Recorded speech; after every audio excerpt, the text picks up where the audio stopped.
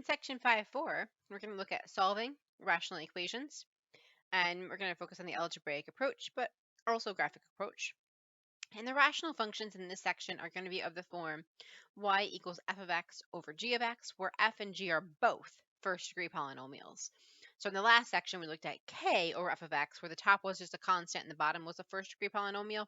Now we're going to have a variable of the first degree in both top and bottom, like the one you can see over here, where there's the variable n in both top and bottom. All right. So we're looking at this formula here for blood alcohol concentration. If you are consuming 12 ounces of 5% alcohol beer, and assuming the normal body contains 5 liters of blood. Okay, so your blood alcohol concentration can be modeled by 600 N over W times 169 plus 6.6 N, where N is the number of beers consumed and W is your body weight in pound. So we're going to replace W with your body weight and write an equation in terms of N. Okay, so W. Just for fun, let's say I'm going to do W equals 150. It's a nice easy number to work with, I hope. And we're going to go ahead and make the equation. You can put any number here if you want to make your table different. I'm going to start with 150 there. So we're going to do B of n is our function. It's going to equal 600n over 150 times 169 plus 0.6n. And I gotta get that function entered and work out our table. All right, so we've got our function entered, and now we're going to enter values into the table for, I need to establish pattern for the number of beers we've got here. All right, so if we consumed 1 beer in an hour, the blood alcohol concentration of a 150-pound person would be 0.0236. I'm just going to pause while I write all my values in, and you can write yours in too. Okay, so I got my values written in, and we next need to answer the question, according to this model, how many beers would be able to consume in 1 hour without exceeding the legal measure? So the legal measure at the top of our page states that a 0.0% 8 blood alcohol concentration is the legal measure of drunk driving. So we are going to get above that after in our 4th beer, like after our 3rd beer, somewhere in there, we're going to get to the 0.08% blood alcohol concentration, because we got 0.7, 0.9, and so on. So how many beers can we consume without exceeding the legal measure? 3, according to this formula. All right. So if we get into the next question, we're going to change the equation slightly and not look at the 150-pound person. We're going to look at a friend who is 232 pounds. We want to rewrite the equation for this weight. So for this person, B of n is going to be still 600n over 232 times 169 plus 0.06n. The only thing that changes in the equation is the weight value in the bottom. Now we can fill in the table for the friend, and we're going to ask the same question. How many, maybe not, how many beers can they drink? I swear they're going to ask me this eventually, but oh, I guess they asked later, but okay. So how many beers they could drink without going over the limit? I'm just going to ask now.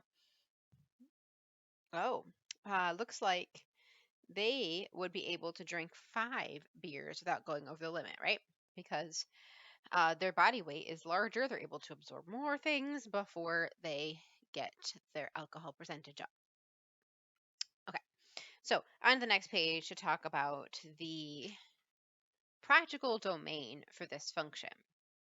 Okay, so the practical domain, the first value is going to have 0 in it, and we can absolutely consume 0 beers, so we're going to include 0. And 0 would be an acceptable value inside of this function. We didn't plug it in, but it's not going to cause a 0 in the denominator, so we could have plugged it in if we had chosen to, and luckily, you can see that if you put in 0, we get 0 as the blood alcohol concentration. So the value makes sense in terms of the function. So 0 would be our first value that we would want to have. Then we could maybe go up to 10 because our table went up to 10. Although at that point, the blood alcohol concentration is getting pretty high. Perhaps the person's going to pass out before they drink 10 beers. So I don't know. I don't know how long it takes for we should look this up maybe if you were in the one of the allied health or nursing programs. You can find out for me what blood alcohol concentrations can make a person pass out. I don't know. But whatever that might be, we'd have to stop when we got to that. We'll just say up to 10, even though it seems like a whole lot of beers to drink in an hour. So, um, does the weight of the person have any impact in the practical domain? Certainly, because the 150-pound person would be at a 0.22 blood alcohol concentration, whereas the 232 person would be at a 0.14 at that point. So there's much more likelihood that this person would have passed out before this person would. So it would maybe shrink the domain. If we're going up to like 0.15 is like the max or something, we would shrink this one down to maybe 6, 0 to 6. So absolutely. And again, I just don't know what the concentration would be to make you pass out. I have to look that up. But for certain, we're going to say yes. And it's because the um, heavier the person, the lower the concentration.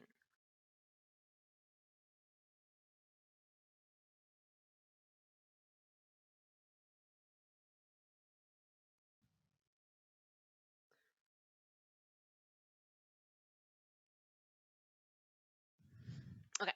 What's the vertical intercept? We're still talking about the footballer example. So what's the vertical intercept for this situation? Well, the vertical intercept would be when you plug in 0, and as we already checked a moment ago, when we plugged in 0, we get 0. So the vertical intercept B of 0 is 0. So that means 0, comma 0. And yes, 0, 0, we stated, seems reasonable because if you drink 0 beers, you should have a 0% blood alcohol concentration.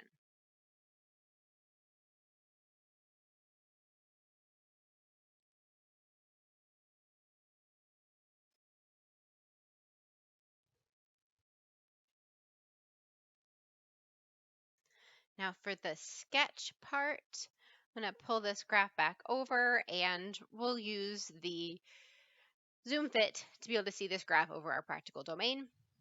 And you know what? It looks linear. Doesn't that look kind of linear? Because I'm zoomed in so far. This looks pretty linear. I'm just going to draw something like that. Say, I mean, I could use actual dots to get it a little closer to the actual value, but it looks pretty linear. This is really high because my scale, I don't, on my scale, get to the 0.01 until I'm at 7.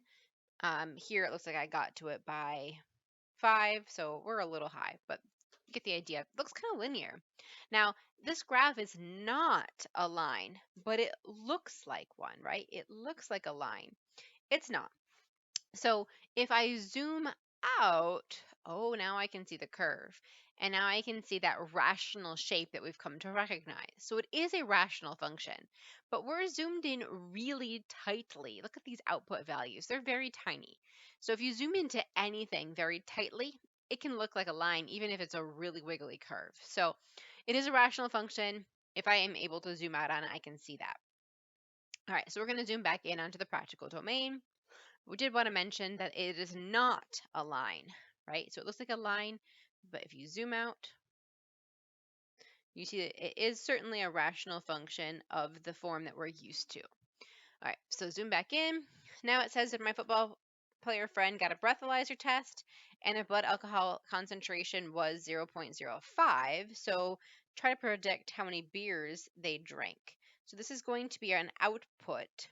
So write the equation that can be used to solve it, then solve it graphically. So this would be 0.05 equals the 600n over 232 times 169 plus 0.6n.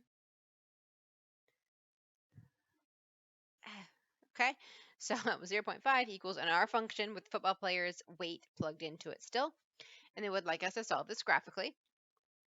So in the graphical solution, I'm going to graph an output of y equals 0.05, and it's going to look like this. So we got our line, we've got a line right here, and where do we intersect? My graph's not super great.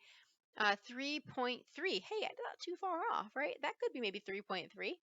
So it turns out that this guy can drink, or he drank about 3.3 beers. Now, can you drink 0.3 of a beer? Sure, right? You can drink a whole beer, or you can drink a little bit of it and then put the can down and walk away. So he drank 3.3 beers. It's not a whole number. It doesn't have to be a whole number. It's okay to say he drank 3.3 beers, and that gave him the 0.05 blood alcohol concentration. Okay.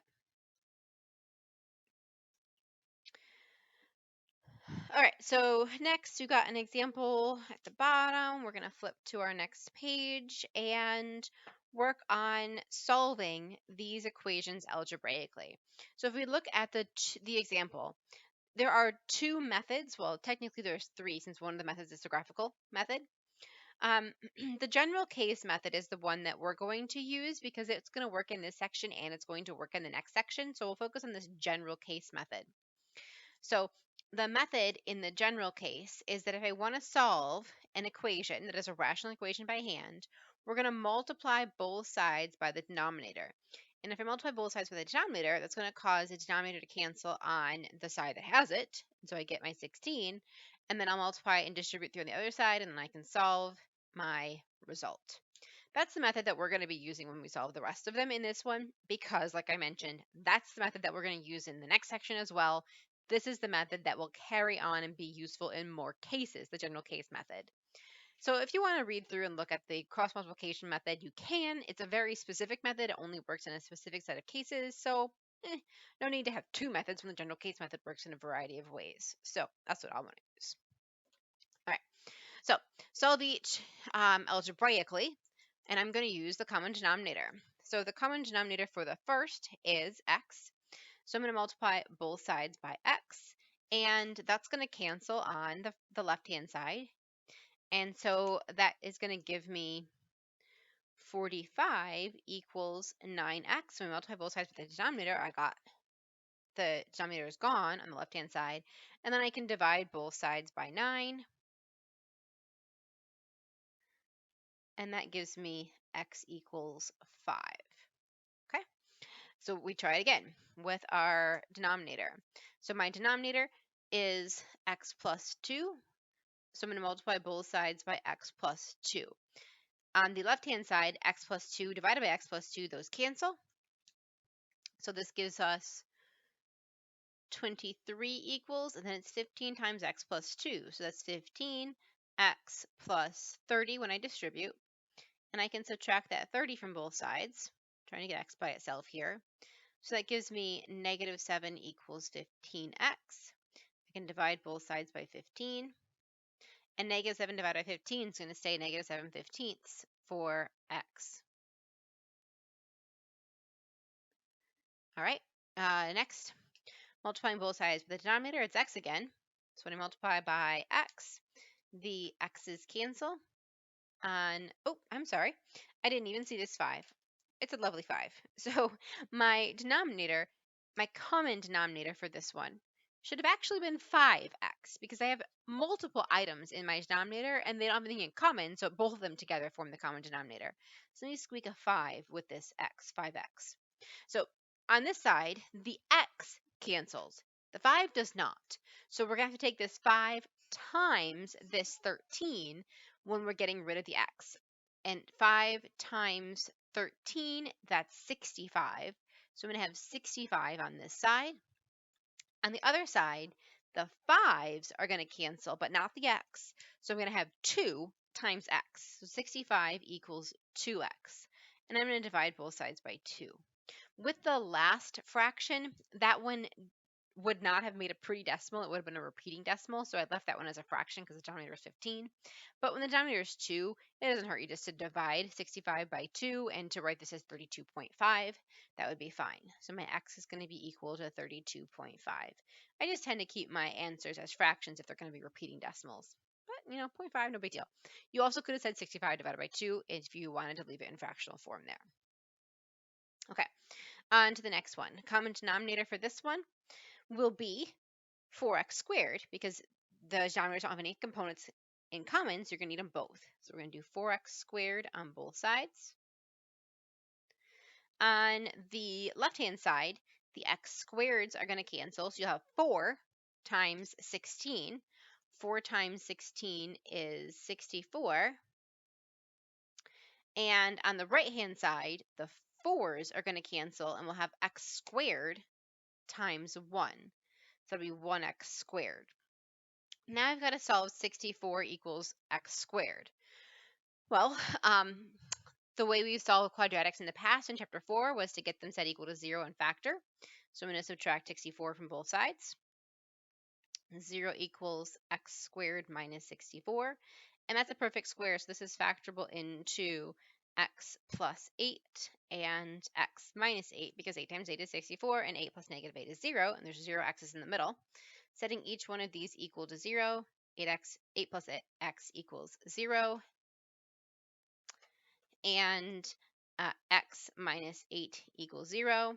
Subtract 8 from both sides and add 8 to both sides. Gives us the two answers, x equals negative 8 and x equals positive 8.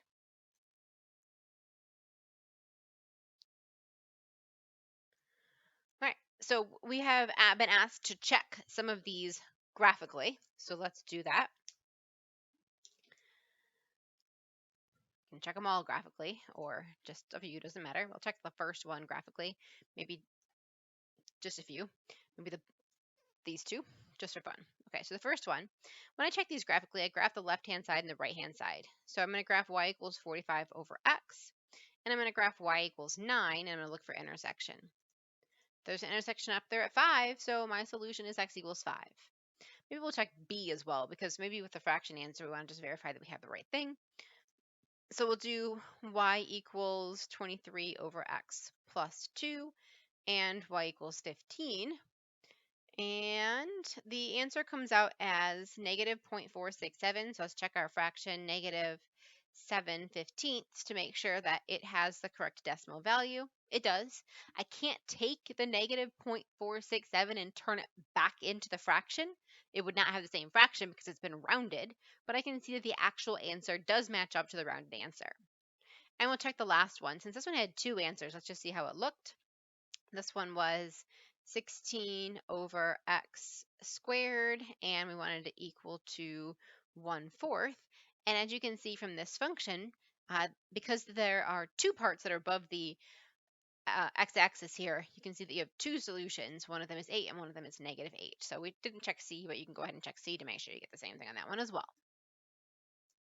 Okay, solve the equation in 4a using an algebraic approach. So that was our guy drinking beer stuff. Okay, I will try to find room to do this. Cut off this stuff. There. Okay, so our guy drinking beer, he had the blood alcohol concentration of 0.05, and it was 160 N over 232 times 169 plus 0.6 N. So that was the equation. Okay, so the common denominator, if there's only one denominator, is the denominator. So I'm going to multiply both sides by the whole denominator.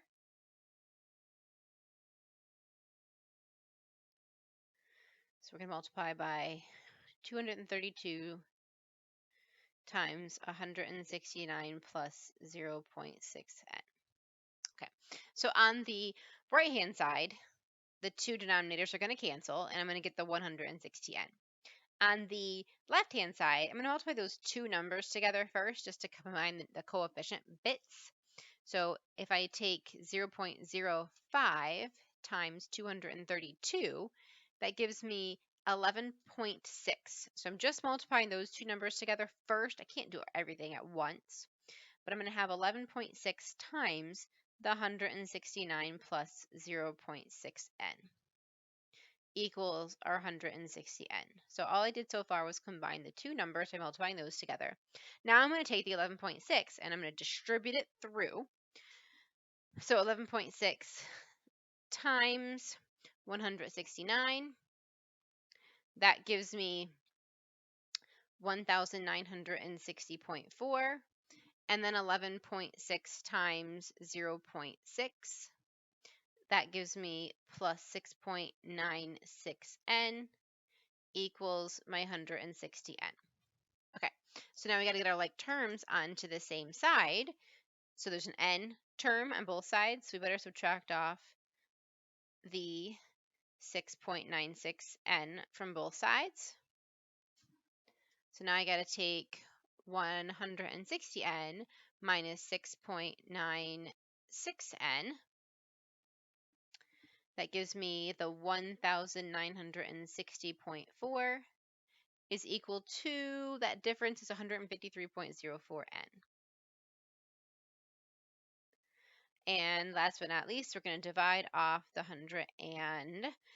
153.04 from both sides to get our answer for n. So dividing by 153.04, I need to take the 1960.4 and divide it by 153.04. And that did not work. So hold on, I need to move my book off my keyboard. I might have mistyped a number since my book is kind of covering my keyboard right now. Let me recheck my numbers real quick. Okay, so I found it. I had miswritten the equation when I was looking back at it. It's a 600 is what is supposed to be in the top. So I had miswrote the equation right here. This was supposed to be 600n. So this is 600n right there. So that's where our mistake had come from. So if we go ahead and make that change, when we subtract the 6.96 from our 600, that gives me 593.04, and I'm going to divide off that 593.04 from both sides. So our 1960 divided by 593.04 is 3.305 or 3.3 beers. That is what I was expecting to get because that matches the answer that we had gotten graphically. So I probably just wrote my equation down wrong. I don't know what was in my head here. As we were going from one page to the next. That was supposed to be a 600. You guys probably were onto that a lot quicker than me. All right. Now, move my decimals out of the way. Let's get to our next page. How does your solution compare? Well, now it's the same. So that's good. Now it's the same. Always good to have the graph to be able to check with. All right, decimals a little further out of the way. There we go. Okay, so we're going to look at two more functions here. This function is defined by 2 over x divided by x plus 5. So it has taken these two linear functions and divided them. What is the domain? Okay, so I find domain the same way. Domain is from the denominator can't equal 0. That's the one thing that we know about fractions is that your denominator is not allowed to be 0. So if I subtract 5 from both sides, that gives me x cannot be negative 5. So the domain is all x's except for negative 5. Okay, so the vertical asymptote, well, that is x is negative 5. That's the imaginary border between the two different pieces. There's an imaginary invisible line at x equals negative 5 that is not part of the function. That imaginary line is called the vertical asymptote. So x equals negative 5 is the equation of the vertical asymptote. All right, got to make a table for this next. All right, so here is our table. And they ask us next, what appears to be happening to the y values as the x values increase infinitely to the right or decrease infinitely to the left? So they're looking at these super large or super small x's and what's happening to our outputs. Okay, so 2.22, 2.11, okay, and 1.82, 1.90. So I'm looking for the values sandwiched between those. And it looks like they're getting closer down towards 2 and then up towards 2. So they seem to be increasing or decreasing towards 2.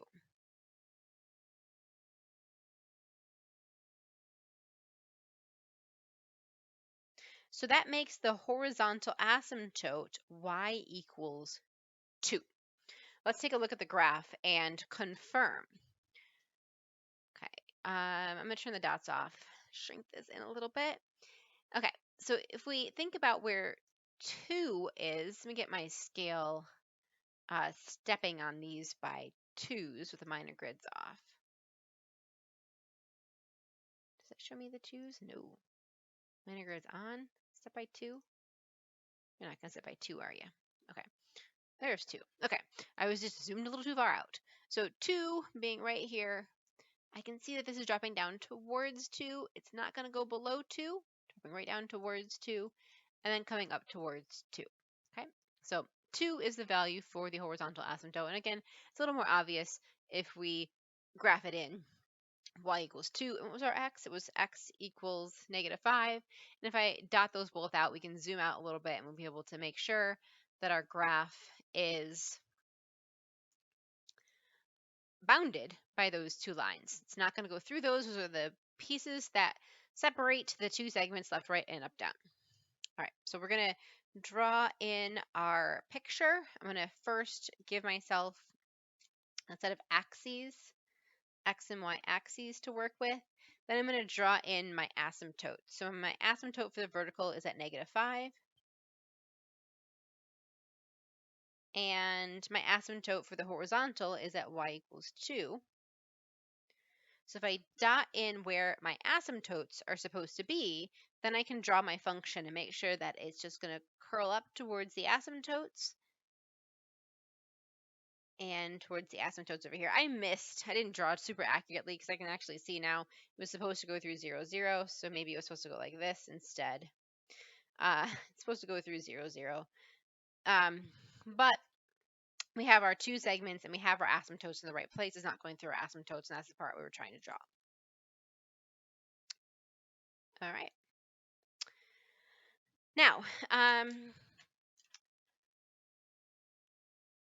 before we get to the next page, I want to talk about the algebraic thing that I can use to determine the horizontal asymptote.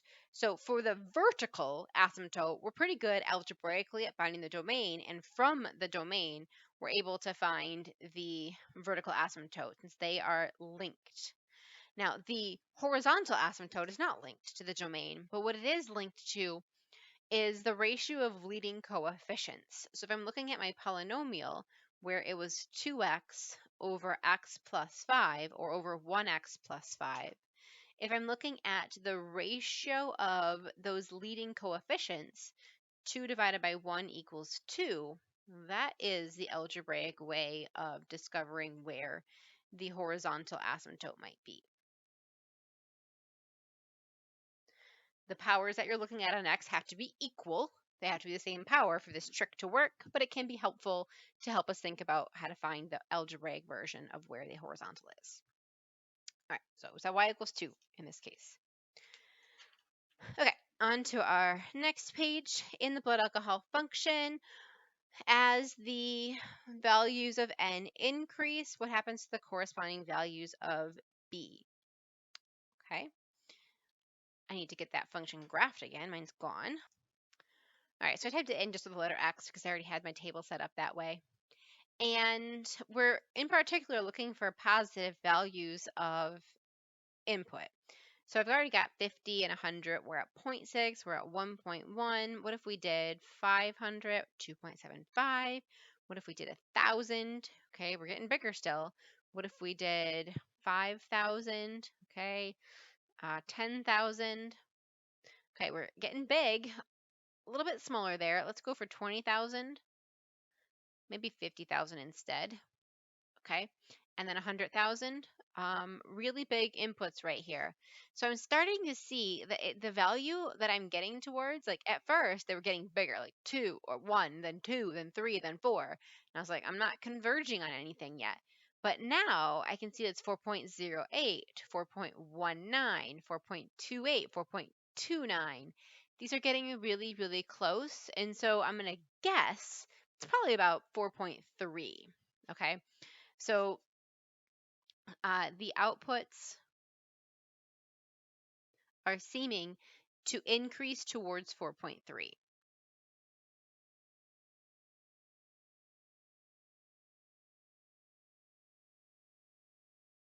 That's my current guess, towards about 4.3. Okay. And they want us to estimate the horizontal asymptote. That's my current estimate, is about 4.3. So I'm going to do y equals 4.3. And I got to turn off these old asymptotes. I should have just done this one as y equals 4.3. There we go. Okay. And I got to make my scale have those really big numbers on it. And so it looks like I'm getting really close to that 4.3 value, right? Do I look like I stay above it on this side too? Possibly. So 4.3 is going to be a pretty good guess for where that horizontal asymptote is. Okay, so I'm going to estimate that the equation is about y equals 4.3. Now, we're going to use the other trick I was talking about with the ratio of leading coefficients just for fun. They're not going to ask me to do this, but it can help to help figure out what it is. So first of all, in my function, it's 600n over 232 times 169 plus 0.6n. The first problem with this function is that it's not distributed yet. So I'm going to have to distribute this denominator if I'm going to want to use the ratio of leading coefficients. So I'm going to take the 600n over, and then we're going to have to take 232 times 169. That's 39,208 plus, and then 232 times 0.6. That's 139.2 n. Okay, so when we get to the ratio of leading coefficients, we want to have the coefficient of n divided by the coefficient of n. So we're going to divide those two numbers. So we're going to divide 600 by 139.2, and so that gives us y equals 4.3103 as the algebraic version of what we were able to get for the horizontal asymptote. So I got a little bit more precision if I was able to think about that in terms of the leading coefficient. But by putting in very large numbers, I had to go to like 100,000 or something like that, or a really big number, I was kind of able to get that 4.3 would be the right idea. So 4.31, 4.3, they're both very close, and I have the horizontal asymptotes value. So you can think about it either way, if you'd like to think about it with a table and putting in large values, or if that ratio of leading coefficients is more your style. Okay, so does this asymptote have any practical significance? No, because before you could get a blood alcohol concentration of 4.3, which would be 430%, you're going to be dead. So the person could not drink enough beers to get a blood alcohol concentration of 430%, or 4.3. This is already in percent. So the person cannot, you'd be dead. Okay. And it's not 400. I was mistaken, that the units are already in percent here.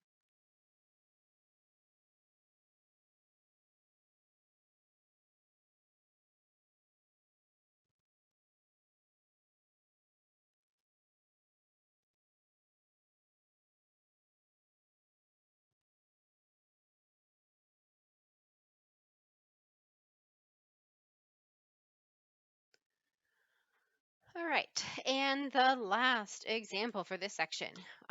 When comparing smokers to non-smokers, a recent study determined that um, the incident rate of death due to lung cancer can be given by this formula. So P is the percent of deaths due to a certain illness caused by smoking, where X is the percent. Okay, so determine what percent P, so X is the, hold on, for a given incident ratio, X is the incident ratio. And P is the percent of deaths. So determine the percent P of deaths due to lung cancer caused by smoking for an incident ratio of 10. So let's say there was 10 deaths in that study, so what's the percent? Okay.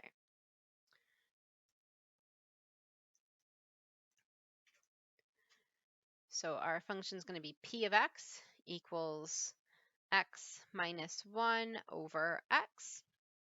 And we want to determine P of 10 first.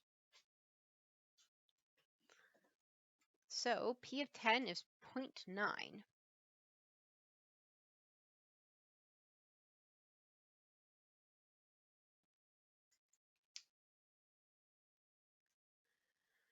So for this population with the incidence ratio of 10, and I just reread my context up here, what the incidence ratio of 10 means is that smokers in this group are 10 times more likely than non-smokers to die of cancer. So this means that 90%, 0.9, 90% of people in that group were going to die of lung cancer. Let's do our table here for this function.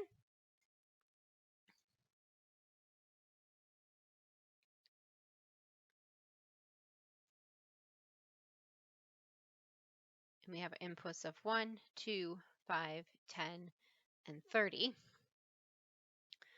For 1, we get 0. For 2, we get 0.5. For 5, we get 0.8. For 10, we get 0.9. And for 30, we get 0.96. So as the incident ratio X increases, what happens to the corresponding values of the percent?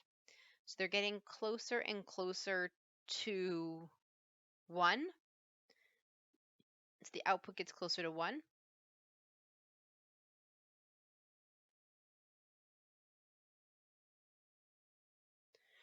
So the higher their incident ratio, the closer they get to 100% of people in the group dying from lung cancer. That's what it's going to mean in this context. So the horizontal asymptote is y equals 1. So this means that the higher the incident,